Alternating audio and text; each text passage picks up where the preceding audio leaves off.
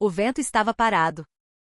Na guarita de um quartel remoto no coração do Brasil, até o ar frio do final da tarde de outono parecia ter congelado no lugar.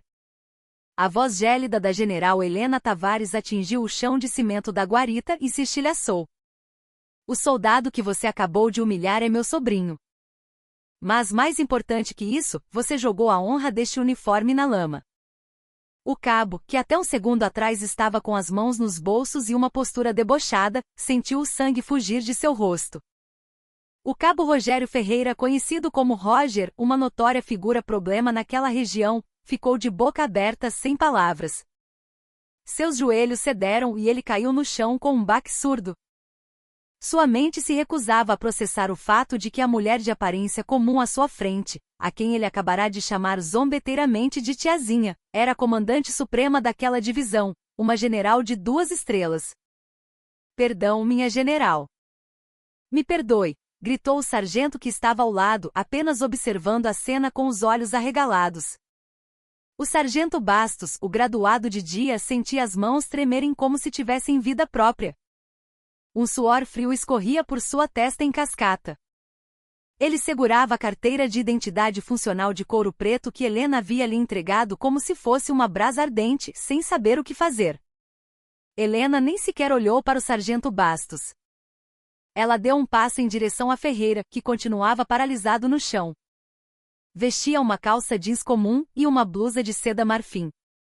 No entanto, o som do salto de seu sapato batendo no cimento ecoava com a solenidade dos passos de um condenado a caminho da execução. Levante-se.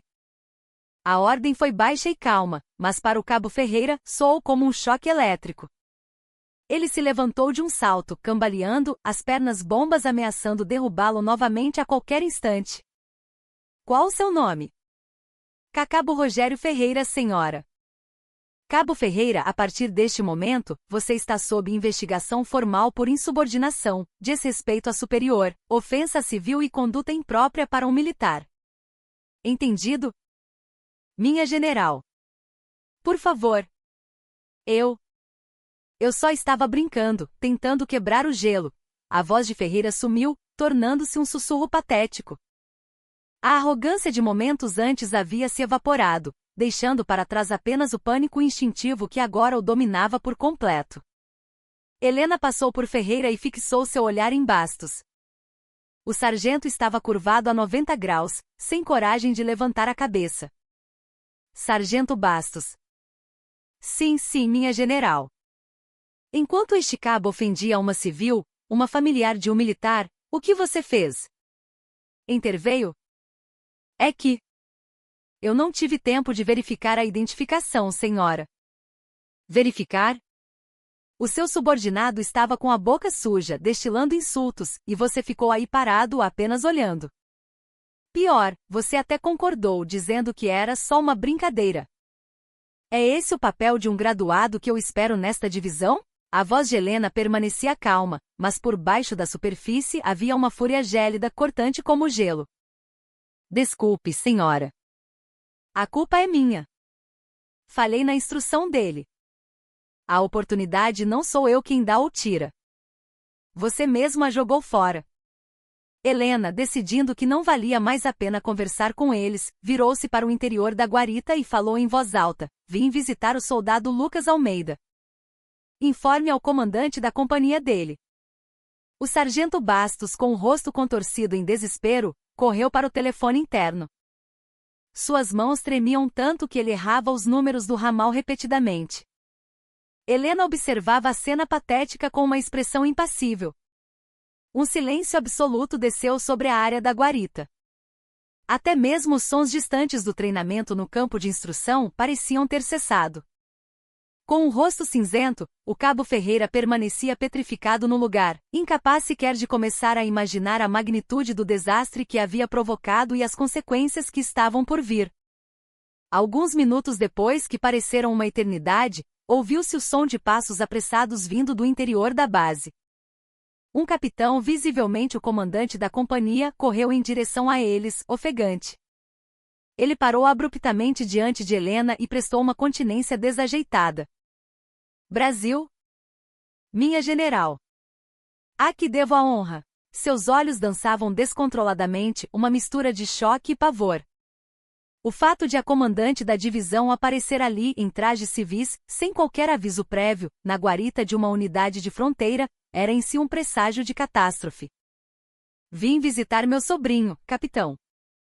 Seu sobrinho, senhora? O capitão olhava alternadamente para o sargento Bastos, para o cabo Ferreira e para Helena, tentando desesperadamente entender a situação. Helena o ignorou.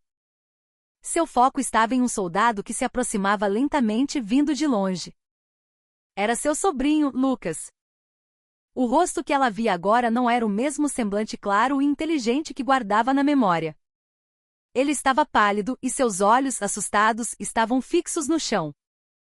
O que mais chamou a atenção de Helena, no entanto, foi o pulso de Lucas, que aparecia sutilmente por baixo da manga da farda. Em seu pulso fino, havia uma marca de hematoma roxo escuro, vívida e inconfundível. Os olhos de Helena se estreitaram instantaneamente. Aquilo não era um simples caso de desrespeito na guarita. A terrível suspeita que ela tentará ignorar, o pensamento que ela havia descartado com um imagina, tornará-se realidade, apertando seu coração com um punho de gelo. Lucas chamou Helena. Só então o rapaz levantou a cabeça lentamente. Ao ver a tia, seus olhos se arregalaram, mas a expressão não era de alegria, e sim de pânico e medo. Seu olhar passou por Helena e pousou em Ferreira, que parecia uma estátua desmoronando, e no sargento Bastos, paralisado pelo terror. Os lábios de Lucas tremeram. Tia! O que você está fazendo aqui? Com os olhos apavorados, Lucas rapidamente cobriu o pulso machucado com a outra mão. Aquele único gesto defensivo disse a Helena mais do que 1000 palavras. Helena caminhou lentamente em direção a ele. Sua mente já trabalhava a 1000 por hora, fria e analítica. Isso não era uma simples quebra de disciplina. Era um crime. E o graduado e o cabo na guarita eram cúmplices ou, no mínimo, coniventes. Capitão, disse ela, sem tirar os olhos do sobrinho. Sim, minha general? Chame imediatamente o comandante do batalhão e o comandante do regimento. Quero todos aqui, agora. Sim, senhora. E entre em contato com a polícia do exército e com a corregedoria da divisão. Informe que estou iniciando uma inspeção especial em toda esta unidade. Agora. Helena abraçou Lucas, envolvendo seus ombros. O corpo do sobrinho tremia sutilmente. Minha general, o que? O que está acontecendo? O que está acontecendo? Helena virou lentamente a cabeça e olhou para o capitão. Seu olhar não era mais o de uma tia. Era o olhar da general de divisão Helena Tavares, uma oficial que comandava milhares de homens e mulheres. O olhar de uma loba. Nesta sua unidade, capitão, meu sobrinho estava sendo ridicularizado, dizendo que ele era mais rápido com o garfo do que com o fuzil. Então ela gentilmente afastou a mão que Lucas usava para cobrir o pulso, expondo o hematoma roxo para que todos vissem. E é melhor vocês começarem a preparar uma explicação para isto. Porque a partir de hoje, esta unidade acabou. O quartel inteiro foi virado de cabeça para baixo. A notícia de que a comandante da divisão havia aparecido sem aviso na guarita de uma unidade de fronteira já era chocante, mas o fato de ela ter convocado a polícia do exército e a corregedoria causou uma onda de choque sísmica que subiu pela cadeia de comando. O primeiro a chegar, correndo e esbaforido, foi o tenente-coronel Moraes, comandante do batalhão. Ele estava de folga em sua residência quando recebeu a notícia bombástica e correu para o local com a camisa da farda ainda meio desabotoada. Brasil? Apresento o batalhão à senhora. Brasil? Dispensado. Helena mal retribuiu a continência, fuzilando Moraes com um olhar gélido. O tenente-coronel olhou para o cabo Ferreira caído, para o sargento Bastos em estado de choque e para o seu capitão de companhia com o rosto pálido, e começou a ter uma vaga ideia da gravidade da situação. Minha general, poderia me inteirar do ocorrido? Tenente-coronel Moraes, você treina seus homens para assediar e insultar civis na guarita? Ou a política do seu batalhão é tolerar agressões entre soldados? A voz de Helena era baixa, mas carregada de uma ameaça contida. Moraes, sem nem pensar em enxugar o suor que escorria de sua testa, baixou a cabeça. Sinto. Sinto muito, minha general. É inteiramente minha culpa. Tomarei as medidas corretivas imediatamente e os responsáveis. Tarde demais, cortou Helena. Ela não tinha mais intenção de dialogar com os comandantes locais. Levou o sobrinho, Lucas, para a pequena sala de espera ao lado da guarita. Pela janela de vidro, via-se a cena caótica do lado de fora. Pouco depois, seu ajudante de ordens, que chegará em outro veículo, começou a dar instruções ao capitão e ao tenente-coronel Moraes. Ferreira e Bastos estavam sendo preparados para serem levados pela PE. Assim que a porta da sala se fechou, a tensão esmagadora pareceu desaparecer. Lucas finalmente soltou o ar que estava prendendo e desabou em uma cadeira. Tia! Eu disse para você não vir. Eu disse que estava tudo bem. A voz de Lucas estava abafada, pesada como algodão molhado.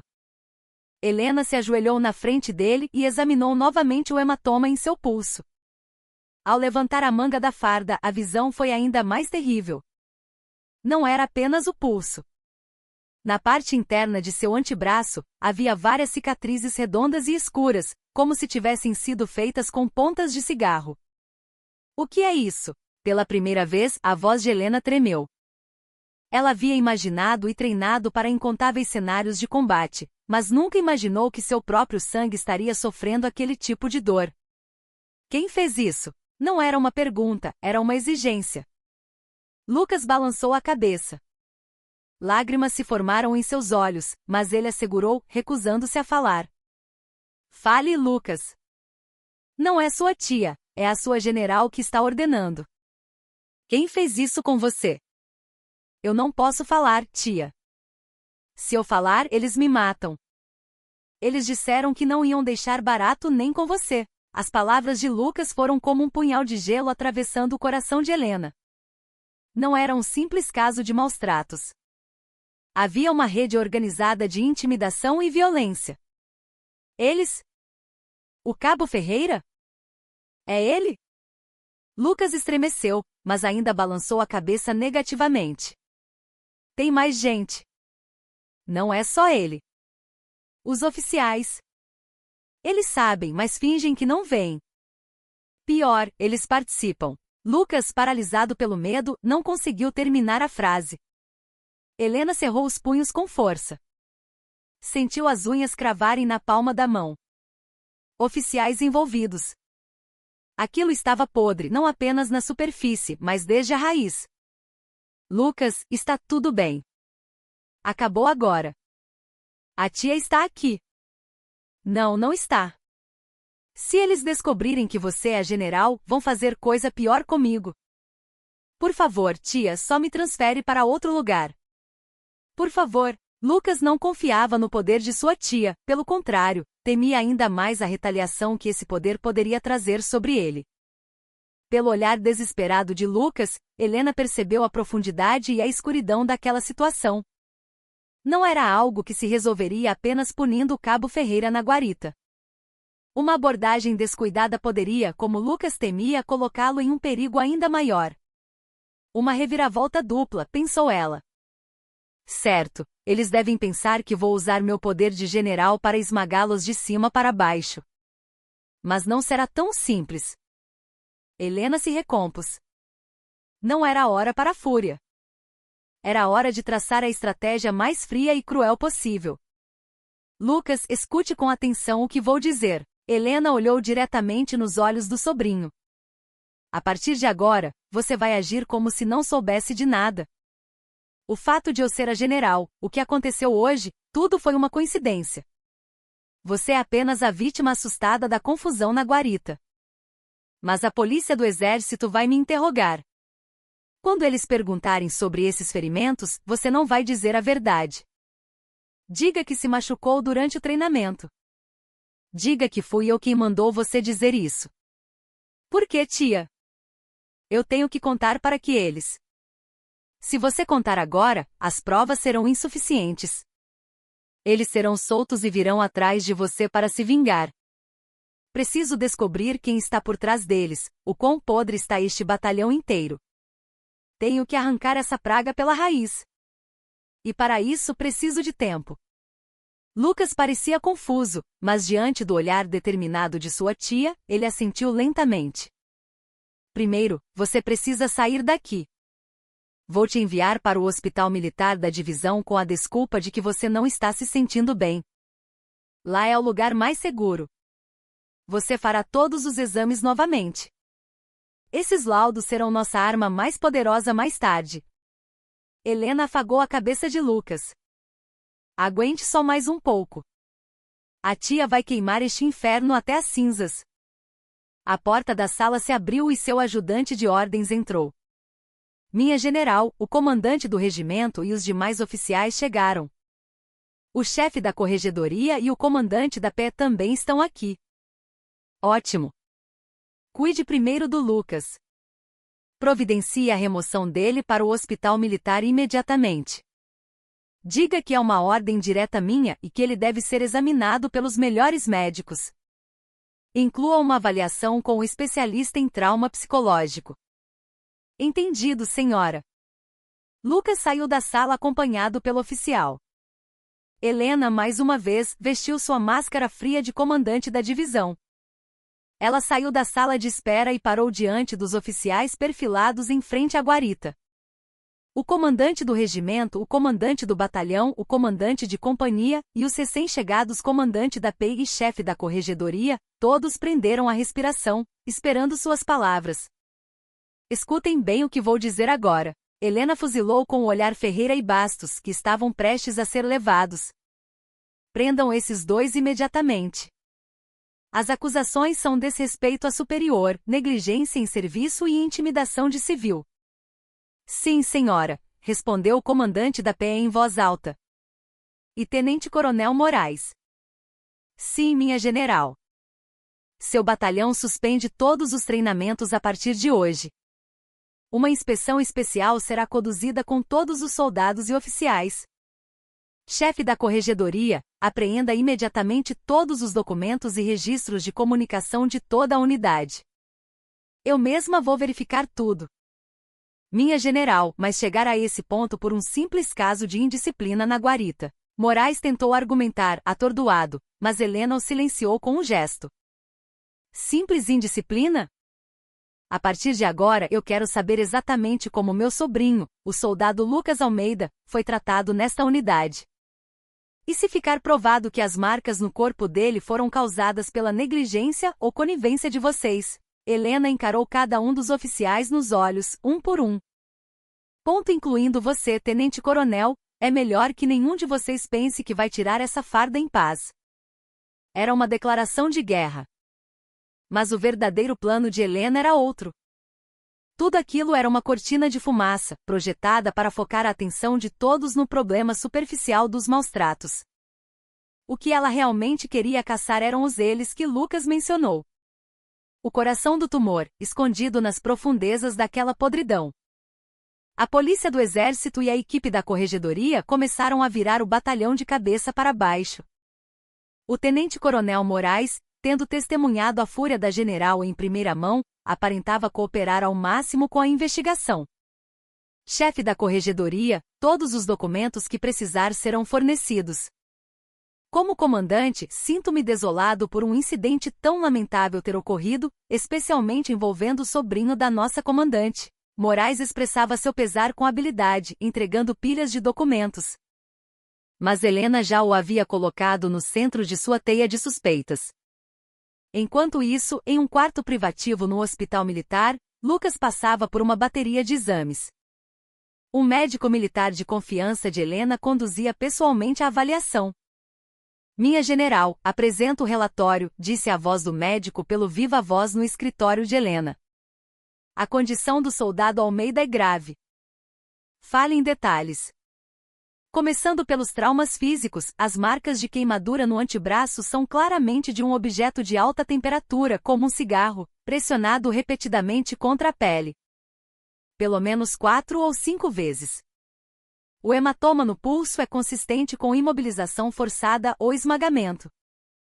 Além disso, há uma fissura em uma das costelas e múltiplos hematomas antigos, de cor amarelada, espalhados pelas costas e coxas, provavelmente causados por um objeto contundente. Helena fechou os olhos. Apenas ouvir o relatório revirava seu estômago. E o estado psicológico? Isso é ainda mais sério. Ele apresenta sintomas graves de transtorno de estresse pós-traumático. Reage com pânico extremo à porta se abrindo, sons altos ou a presença de militares de patente superior. Isso não pode ser obra de uma única pessoa como Cabo Ferreira. Foi uma violência sistemática prolongada e de extrema crueldade, a nível de tortura. Entendido. Lucas precisa de repouso absoluto. Ninguém se aproxima daquele quarto. Ninguém sem a minha autorização. Nem o comandante do batalhão nem do regimento. Sim, senhora. Após desligar, Helena ligou para o chefe da corregedoria. Sou eu. Qual a situação? Minha general, estamos interrogando separadamente o Cabo Ferreira e o sargento Bastos. O sargento está apavorado e contando apenas o que viu. Ele afirma que Ferreira agredia e assediava o soldado Almeida rotineiramente, mas que ele tinha medo de intervir. Alega que não participou das agressões e que pretendia resolver o incidente na guarita com uma repreensão interna. Mentira, obviamente. E o Ferreira? Ele é de outra laia, senhora. Achamos que ele estaria intimidado depois de ofendê-la diretamente, mas sua atitude mudou completamente assim que entrou na sala de interrogatório. Ele invocou o direito de permanecer calado até a chegada de seu advogado. Age como se tivesse certeza de que alguém poderoso vai tirá-lo daqui. A testa de Helena se franziu. Um simples cabo que havia desafiado a comandante da divisão, mostrando tal atitude na frente da PE, era a prova definitiva de que havia uma rede de proteção de oficiais por trás dele. Investiguem o passado do Ferreira. Família, amigos, o que ele fazia antes de se alistar, registros telefônicos e contas bancárias. Tudo. Sim, senhora. A propósito, o tenente-coronel Moraes está sendo extremamente cooperativo. Na verdade, ele parece querer usar esta oportunidade para limpar a unidade. Ele apontou Ferreira como o principal agressor e até nos deu uma lista de outros soldados mais antigos envolvidos. Moraes, Helena deu um sorriso de escárnio. Cooperativo demais. Perfeito demais. Como um roteiro ensaiado. Certo. Então diga ao tenente-coronel que agradeço. Mas que a inspeção continuará do meu jeito. Helena desligou e mergulhou em pensamentos. Eles estão tentando cortar o rabo para salvar o corpo. Ferreira é apenas o pedaço mais grosso desse rabo. Lucas disse que os oficiais participavam de coisas piores. O que seriam essas coisas? Ela ativou sua própria linha de inteligência. Uma general de divisão possuía olhos e ouvidos que iam além dos canais oficiais da PI e da corregedoria. Aqui é a General Tavares. A partir de agora, quero que vocês foquem no que os soldados estão falando. Deixem a investigação oficial para a PE. Quero saber o que os praças dizem entre si em particular. O que pensam sobre Ferreira, sobre Bastos e especialmente sobre o tenente-coronel Moraes. O anonimato das fontes é absoluto. Essa foi a primeira rede que Helena lançou. Enquanto a investigação oficial pressionava por cima, sua rede de inteligência informal pescaria a verdade por baixo. Dias depois, o primeiro relatório de sua equipe de inteligência chegou. Minha general, temos uma informação relevante. Ferreira e Bastos não eram apenas superior e subordinado. Há múltiplos relatos de que os dois se encontravam fora do quartel nos fins de semana, em trajes civis, em bares e restaurantes caros. Testemunhas dizem que a relação não parecia a de um sargento com um cabo. Dinheiro, Helena sentiu instintivamente. E confirmamos que antes de se alistar, o cabo Ferreira era membro de uma milícia do Rio de Janeiro. O quê? Helena não conseguiu esconder a surpresa.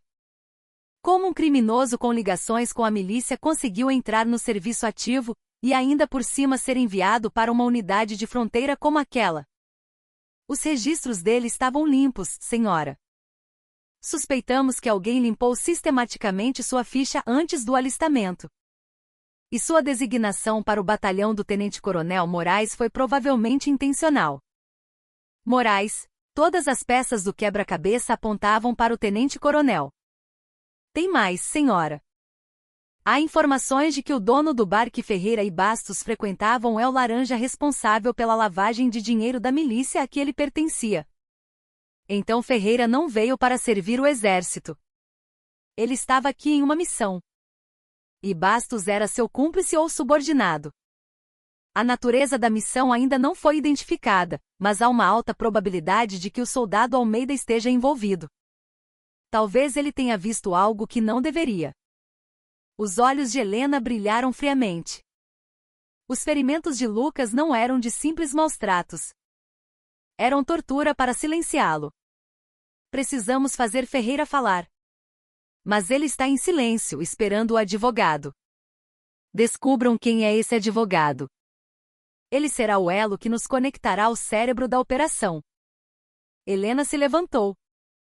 Era hora de verificar os peixes que haviam caído em sua primeira rede. Ela ligou para o Tenente-Coronel Moraes. Moraes, estou indo para o seu escritório. Prepare um café. Helena decidiu entrar pessoalmente na Toca da Serpente. A sala do comandante do batalhão era surpreendentemente modesta.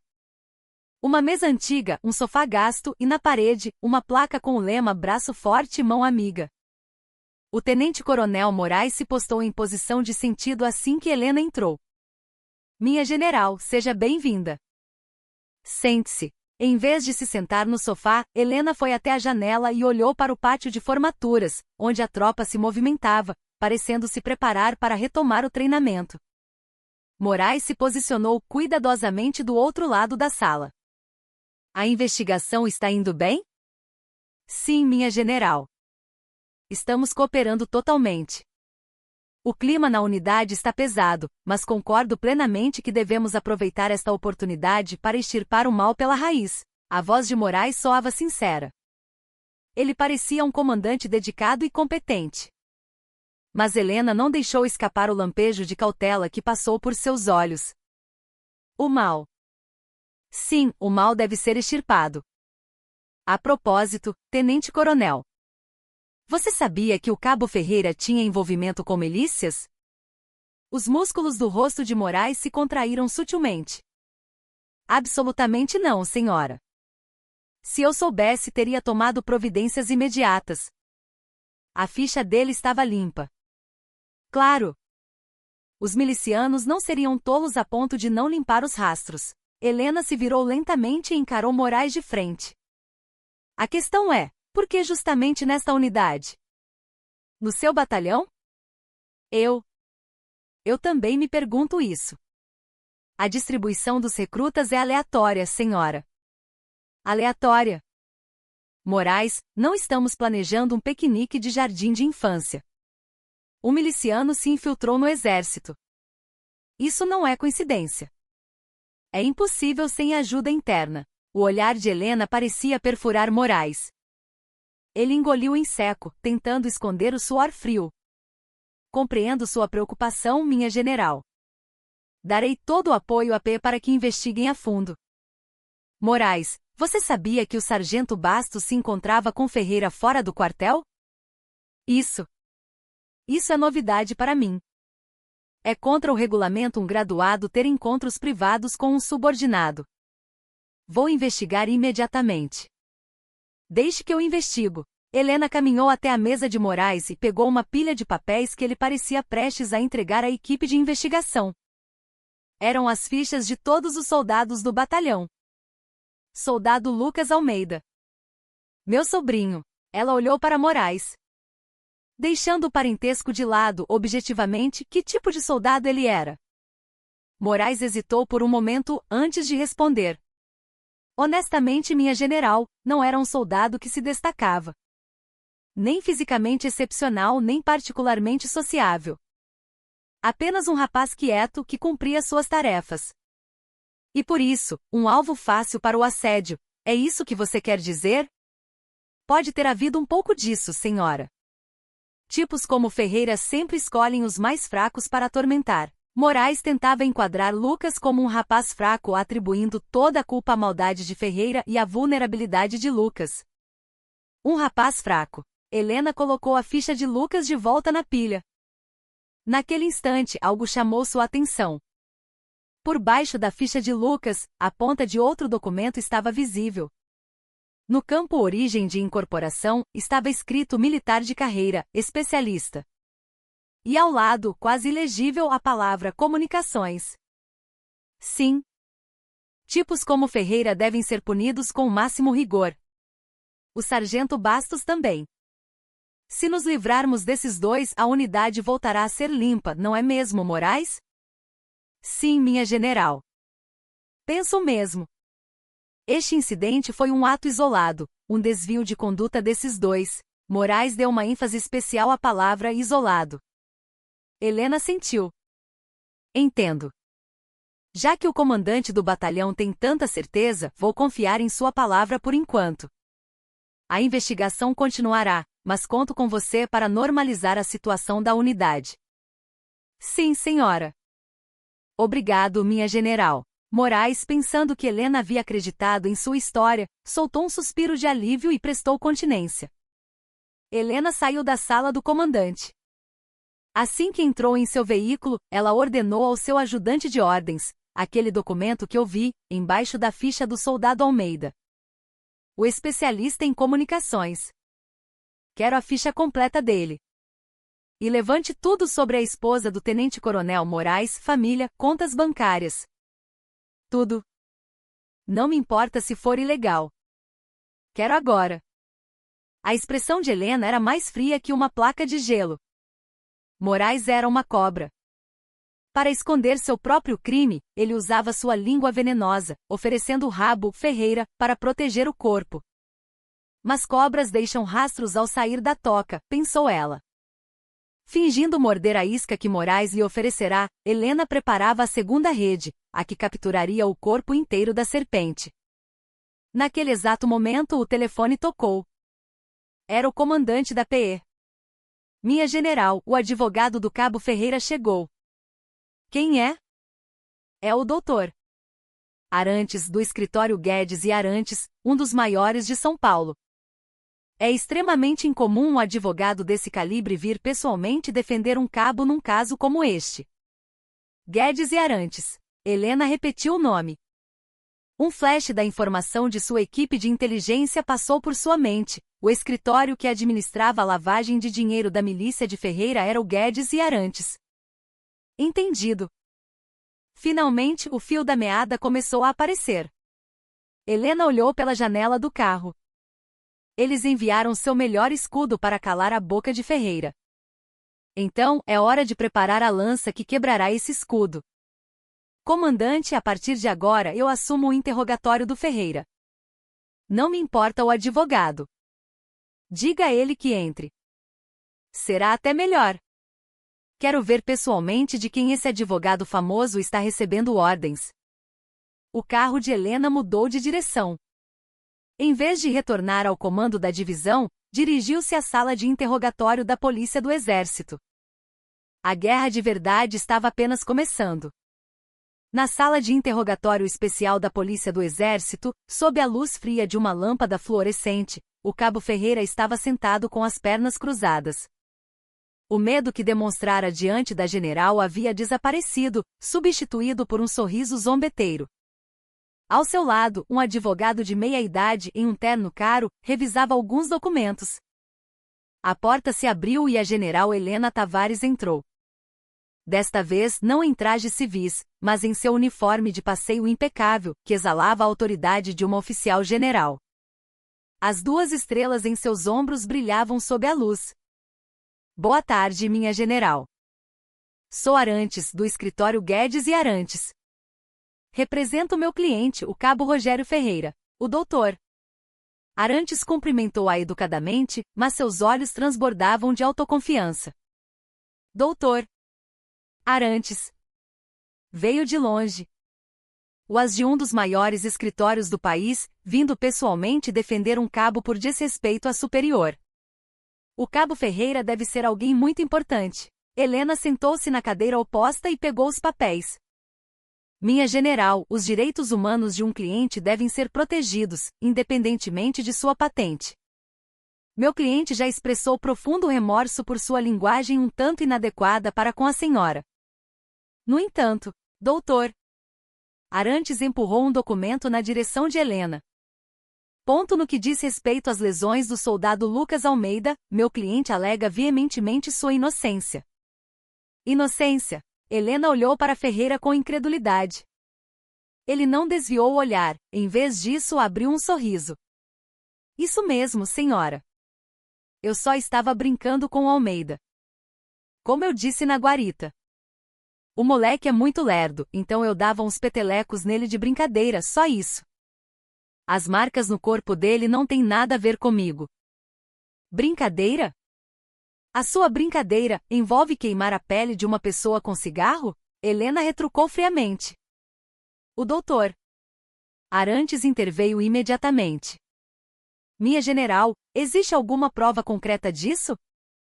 Segundo o depoimento do meu cliente, o soldado Almeida sempre foi psicologicamente estável e já apresentava histórico de automutilação. Automutilação? Exato. E a fissura na costela e os hematomas são lesões que podem ocorrer facilmente durante o treinamento militar. O fato de a senhora, baseando-se apenas na versão de seu sobrinho, acusar meu cliente de ser o principal agressor pode ser considerado um grave abuso de autoridade. As palavras de Arantes eram polidas, mas continham uma ameaça velada. Você também pode se queimar. Helena riu. Uma risada fria e gélida. Você está me ameaçando? Estou apenas apresentando os fatos, senhora. Nós já coletamos múltiplos depoimentos de outros soldados que afirmam que o soldado Almeida tentou se automutilar devido a desentendimentos com outros colegas. Helena olhou para os depoimentos que Arantes lhe entregou. Eram declarações de vários soldados do batalhão. Todos diziam a mesma coisa, como se tivessem ensaiado. Que Lucas sofria de depressão, que agia de forma estranha quando estava sozinho e que Ferreira, na verdade, tentava cuidar dele. Um absurdo completo. Tenente-Coronel Moraes. Aquele desgraçado. Helena percebeu que Moraes, enquanto fingia cooperar com ela, estava por trás, em conluio com Arantes, fabricando essas falsas evidências. Não contentes em cortar o rabo, Ferreira e Bastos, eles agora queriam virar o jogo, pintando Lucas como um doente mental e automutilador. Este era o primeiro contra-ataque deles. Isso é inacreditável. Querem transformar meu sobrinho num psicopata. E assim Ferreira seria punido apenas com uma sanção leve por desrespeito, e o caso todo seria abafado como o surto de um soldado infeliz. É esse o plano? Minha general, estamos apenas dizendo a verdade. Peço que julgue a situação com racionalidade. Cale a boca. A voz de Helena ecoou pela sala. Doutor Arantes, você está cometendo um erro muito grande. Ela se levantou e caminhou até ficar cara a cara com Ferreira. Ele recuou instintivamente, mas, confiando em seu advogado, tentou manter a compostura. Ferreira. Você acha que a milícia a qual você pertencia vai te proteger para sempre? Acha que o escritório Guedes e Arantes vai te tirar daqui? Que milícia? Eu não sei de nada disso. Os olhos de Ferreira vacilaram. O rosto de Arantes também endureceu. Não sabe. Não sabe que antes de se alistar, você era o responsável pela segurança das operações de uma milícia na zona oeste do Rio? Que você quase foi preso no lugar do seu chefe, mas alguém limpou sua ficha e te mandou para cá como um fugitivo. Disso você também não sabe? As informações que Helena jogou na mesa eram o resultado de uma noite inteira de trabalho de sua equipe de inteligência. Como você sabe disso? Ferreira, seu chefe te abandonou. Você é só o rabo. Se você ficar de bico calado e assumir tudo, seu chefe vai pedir ao escritório para reduzir um pouco sua pena. Mas no final, você vai ser um criminoso condenado. E enquanto você apodrece aqui, seu chefe vai colocar outro no seu lugar para continuar os negócios. Helena olhou de relance para Arantes. Doutor Arantes, não sei quanto você recebeu para lavar o dinheiro dessa milícia, mas ser cúmplice de um crime ocorrido dentro de uma área de segurança nacional não vai te custar apenas a sua licença da OAB. Minha general, com base em que a senhora? Base? Helena abriu a porta da sala. Do lado de fora, seu ajudante de ordens esperava com uma nova pasta de documentos. Esta é a base de que vocês tanto falam. Helena jogou a pasta sobre a mesa. A primeira página continha fotos de Ferreira e Bastos se encontrando com membros da milícia em um bar fora do quartel. A segunda página mostrava o extrato bancário da conta do sargento Bastos, com uma grande soma de dinheiro depositada. O remetente era uma empresa de fachada ligada à milícia, uma empresa fantasma do escritório Guedes e Arantes. Ainda vai insistir na história da automutilação? O rosto de Ferreira ficou branco como papel. O doutor Arantes não disse mais uma palavra. Ferreira, você só tem uma saída para se salvar. Me diga agora o que você e o tenente-coronel Moraes estavam fazendo aqui. Que negócio era esse? A voz de Helena era fria como aço. Oh! O tenente-coronel não tem nada a ver com. Ferreira tentou defender, mas Arantes agarrou seu braço com força. Cliente, não diga mais nada. Isso é claramente uma armadilha. Arantes fuzilou Helena com o olhar. Minha general, muito bem. Se essas provas forem verdadeiras, meu cliente será punido. Mas a senhora também não sairá ilesa. Todas essas provas coletadas ilegalmente serão usadas para provar que a senhora abusou de seu poder para uma vingança pessoal em nome de seu sobrinho. Nós não ficaremos parados. Este era o segundo contra-ataque deles. Arrastar o caso para um lamaçal, alegando ilegalidade na investigação. Pois bem. Faça isso. Helena sentiu, como se já esperasse por isso. Me processe. No Ministério da Defesa, no Planalto, onde quiser. Mas antes disso, vocês dois vão morrer primeiro.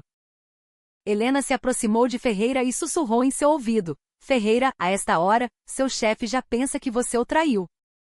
Que você contou tudo. Você foi abandonado pelo exército, pela sociedade e pela sua própria organização. Você está acabado. Não. Não. Eu não disse nada. Ferreira finalmente entendeu a situação em que se encontrava e começou a gritar. O plano de Arantes não era protegê-lo, mas sim usá-lo como bode expiatório para proteger Moraes e o cérebro da operação, silenciando-o. Helena saiu da sala. Comandante da PE, coloque esse homem numa solitária. Ninguém fala com ele. E expulse o doutor Arantes daqui. Esta é uma área militar. Sem a minha permissão, nem advogados entram. Helena havia quebrado a primeira linha de defesa de Moraes. Mas o verdadeiro inimigo estava por vir. Com a queda de Ferreira, Moraes certamente levantaria sua segunda e terceira barreiras. Reviravolta dupla. Certo, a verdadeira reviravolta ainda nem começou, pensou ela, a caminho do hospital militar para ver Lucas. Era hora de ouvir qual era a peça final do quebra-cabeça que Lucas havia testemunhado. Seria a única lâmina capaz de cortar o pescoço de Moraes. No quarto privativo do hospital militar, o sol se punha lá fora, mas o quarto estava claro como o dia. Lucas, após dias de descanso e tratamento, parecia um pouco melhor. No entanto, quando Helena entrou, seus olhos se encheram novamente de cautela. Tia! Está tudo bem, Lucas. Ninguém pode entrar aqui. Só nós dois. Helena trancou a porta e verificou o quarto em busca de qualquer dispositivo de escuta. Ela não confiava em ninguém, exceto em seu ajudante de ordens. O cabo Ferreira foi preso. O advogado dele foi expulso, e o sargento Bastos também está detido. Então. Acabou? Havia mais dúvida do que esperança na voz de Lucas. Não. Está apenas começando. Lucas, você precisa me contar tudo. Tudo o que viu, tudo o que ouviu. Por menor que seja, Helena segurou a mão de Lucas. O calor de seu toque fez os olhos do rapaz se encherem de lágrimas. Eles são gente muito perigosa, tia. O Ferreira era só o capanga. Eu sei. Quem está acima dele? O tenente-coronel Moraes? Lucas balançou a cabeça vigorosamente. Não. Não. O tenente-coronel também obedece a eles. Ele morre de medo. O quê? Helena sentiu como se tivesse sido atingida por uma marreta. Moraes não era o chefe? Então quem? O comandante do regimento? O subcomandante da divisão? Sua mente girava. Moraes não estava cortando o rabo para se salvar, ele próprio era o rabo. Eu não sei a patente dele. Mas Ferreira e Bastos o chamavam de o doutor. Ponto. O doutor? Um título que não se usava no exército. Sim. Eu estava de sentinela de madrugada. No posto do Portão dos Fundos. Chovia muito naquela noite. Só de lembrar, Lucas começou a tremer. Era umas 2 da manhã. Vi o sargento Bastos e o Ferreira se encontrando com alguém no ponto cego da câmera de segurança. Era um carro civil, mas a placa era estranha. Estranha como? Não era uma placa militar nem civil. Era só um fundo branco com 4 números pretos. Placa diplomática? Ou algo superior? Um mau pressentimento tomou conta de Helena. O homem que saiu do carro era o doutor. Ele era muito alto, a voz era grave e imponente. O tenente-coronel Moraes estava quase se arrastando no chão para ele. Mesmo segurando um guarda-chuva para o homem na chuva, o doutor dava tapas no rosto dele. Lucas não conseguiu continuar. Ele dizia: Moraes não sabe fazer o serviço direito? Essa é a sua meta do mês? Está de brincadeira? O tenente-coronel só respondia: sinto muito, doutor. Estamos fazendo o nosso melhor, quase implorando. Meta. As peças do quebra-cabeça começaram a se encaixar para Helena. Milícia, dinheiro ilegal, suborno de oficiais. Metas. O que você acha que eles estavam fazendo? Eu não vi direito. Mas depois que o tenente-coronel e o doutor foram embora, Ferreira e Bastos me arrastaram para o depósito atrás da guarita. A respiração de Lucas ficou ofegante. Eles sabiam que eu tinha visto. E eles tentaram me matar. O Ferreira tapou minha boca e o Bastos usou cigarro no meu braço. Lucas desabou em choro. Naquele momento eles disseram: nem se o presidente vier aqui ele pode parar isso. O que a gente faz aqui é serviço para o país. Ponto. Serviço para o país. Helena se levantou de um salto. Aquilo não era um esquema de contrabando de suprimentos ou um site de apostas ilegal. Placa especial, o Dr. Metas, serviço para o país. Não era uma organização criminosa dentro do exército, mas uma força muito maior usando o exército como ferramenta. Moraes era apenas um gerente intermediário e Ferreira, um agente de campo. Lucas, você viu o rosto do doutor? Não. Estava muito escuro e chovia muito. O guarda-chuva cobria. Mas a voz... A voz eu me lembro perfeitamente. Certo. Isso é o suficiente. Helena acalmou Lucas. Você foi muito corajoso, Lucas. Obrigado por se lembrar de tudo isso mesmo com tanto medo. Tia, eu vou ficar bem? Vai.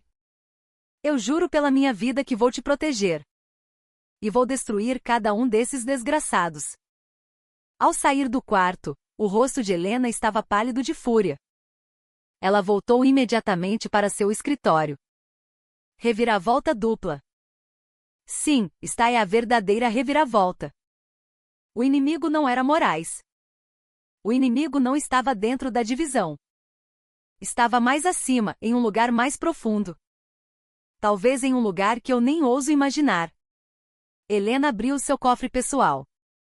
Lá dentro, havia um cartão que ela guardara durante toda a sua carreira, um que nunca havia usado. Ajudante de ordens.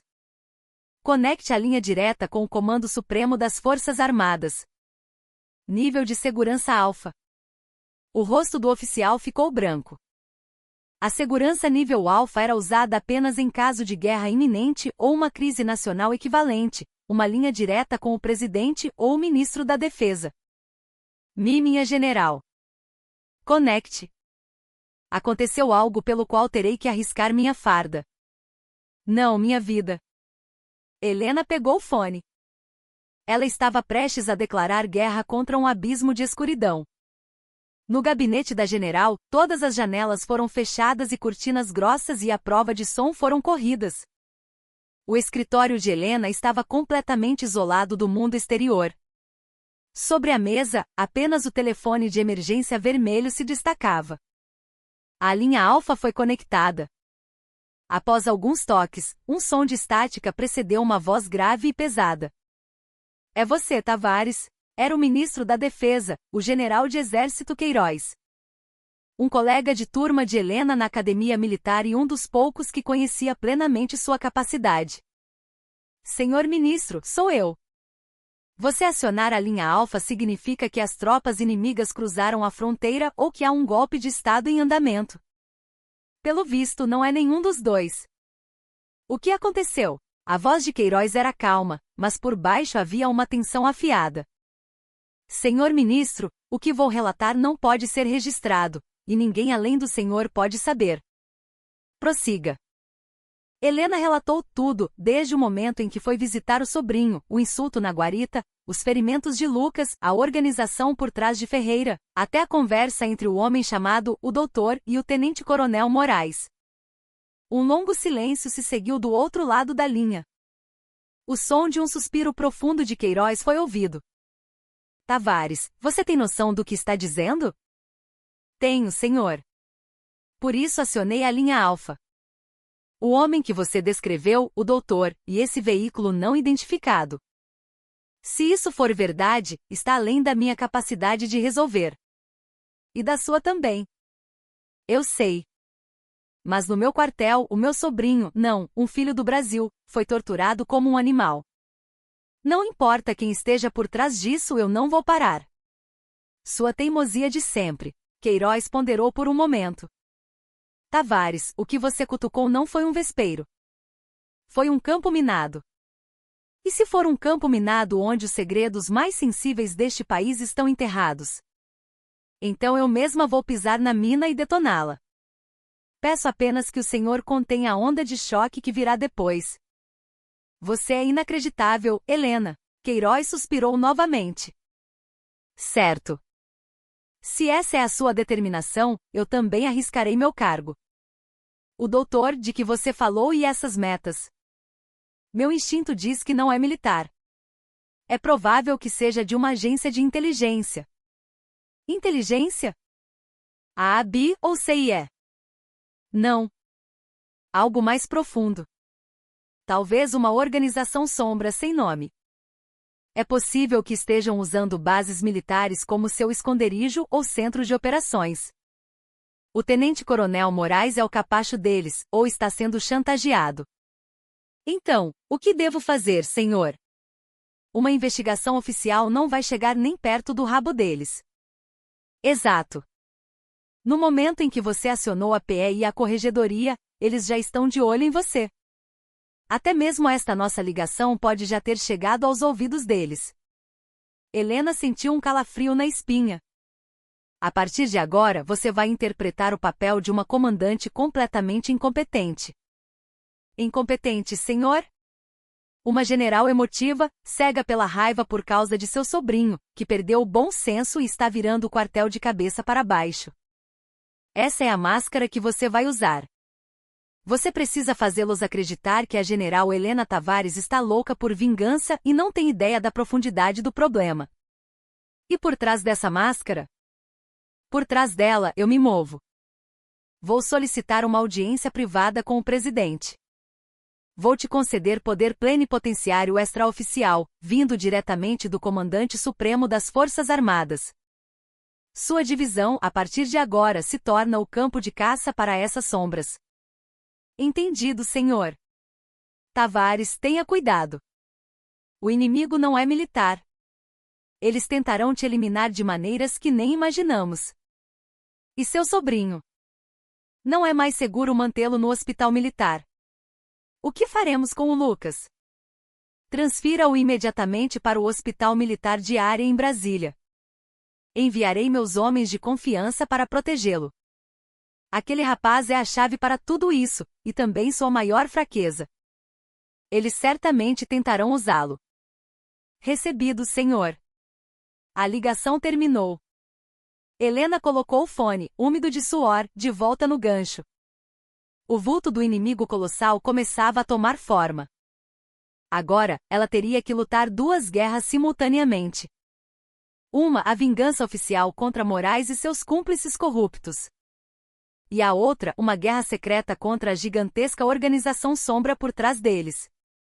Ajudante de ordens. Helena abriu a porta e gritou. Prepare a transferência imediata do soldado Lucas Almeida para Brasília. E também comece a preparar o terreno para espalhar alguns boatos ruins sobre mim. Senhora! O que? Esqueça. A partir de agora, triplique a intensidade da inspeção. Revire o batalhão do Moraes até o último grão de poeira. Faça parecer que perdi completamente a razão por causa do meu sobrinho. Em todas as reuniões de comando, quero que todos vejam como eu pressiono o Moraes. Quanto mais rápido o boato se espalhar, melhor.